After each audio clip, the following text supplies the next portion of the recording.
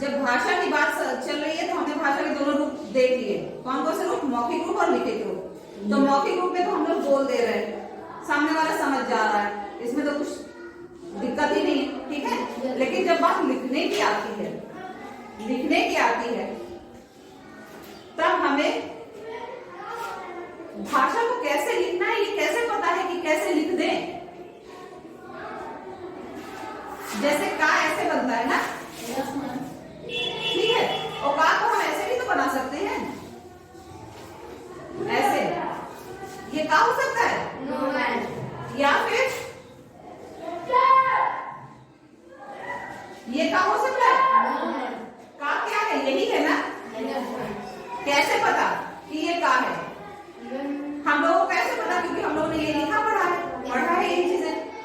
लेकिन ये का नहीं है, ये भी का नहीं है, ये का है, ये हमको कैसे पता चलता है? ये हमको पता चलता है लिपि से। काहे से? लिपि से। अब लिपि क्या होती है? लिपि ही होती है भाषा का लिखित रूप। भाषा जब हम लिखते, देखो हमने ये चिन्ह, ये भी एक निशान ये भी बना है, चिन्ह ये भी है, चित्र कह लो या चिन्ह कह लो, एक ये है, एक ये है, एक ये है, लेकिन सही वाला ये है, ये दोनों वाले गलत हैं। ये कैसे पता?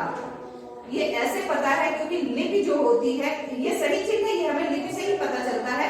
और ये ऐसे पता चलता है कि लिपि क्या होती है। अगर लिपि की परिभाषा की बात करें तो लिपि वो होती है जिसमें भाषा को लिखित रूप देने के लिए, भाषा को हम जिन चिन्हों के द्वारा या जिन प्रतीकों के द्वारा हम लोग उसको दर्शाते हैं, वही होती है लिपि। हिंदी की लिपि है देवनागरी। ये जो लिखा है ये देवनागरी में लिखा है। ये हिंदी है, लेकिन हिंदी तो भाषा होगी, इस भाषा की लिखने का तरीका जो है वो देवनागरी है। इसको कहेंगे देवनागरी में लिखा हुआ है, ठीक है। हर भाषा की अपनी अलग लिपि होती है। तो हिंदी की देवनागरी लिपि होती है। हिंदी नहीं लिखा है, हिंदी है, लेकिन हिंदी बोलने में तो हिंदी समझ है, लेकिन लिखने में उसको क्या कहेंगे? देवनागरी, ठीक। हम लोग बोल के जो प्रकट करते हैं वो अलग बात हो गई। जब हम लिख के अपनी हिंदी भाषा को जब हम लिख के प्रकट करते हैं तो जिन चित्रों और जिन चिन्हों के माध्यम से प्रकट करते हैं, दर्शाते हैं, वो क्या होती है? लिपि, ठीक। अब लिपि के बाद अगला शब्द आता है बोली। बोली भाषा में समझ गए हैं कि भाषा क्या होती है? आया समझ में भाषा क्या होती है? Yes ma'am. अब बात आती है बोली की।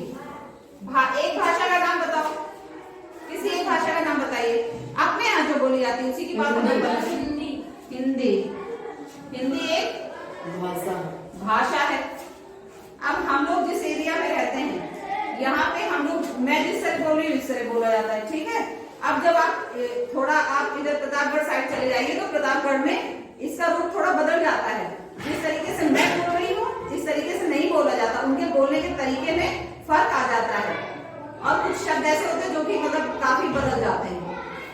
और थोड़ा और आगे चले जाओ, बनारस चले जाओ तो वहां की बोली एकदम बदल जाती है। भाषा एक बड़ा रूप हो गया और बोली का रूप थोड़ा सीमित होता है। बोली छोटे छोटे क्षेत्रों में अलग। जैसे हम प्रदेश की बात करते हैं, अपने उत्तर प्रदेश में, अपना प्रदेश उत्तर प्रदेश है, उत्तर प्रदेश में भाषा हिंदी बोली जाती है, पूरे प्रदेश में हिंदी बोली जाती है। लेकिन बोली क्या है?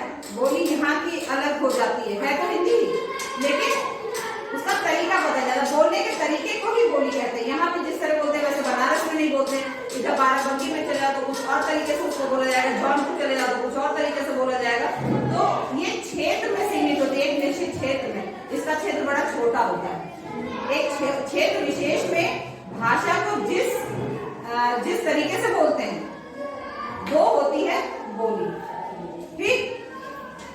बोली को इंग्लिश में कहते हैं डायलेक्ट।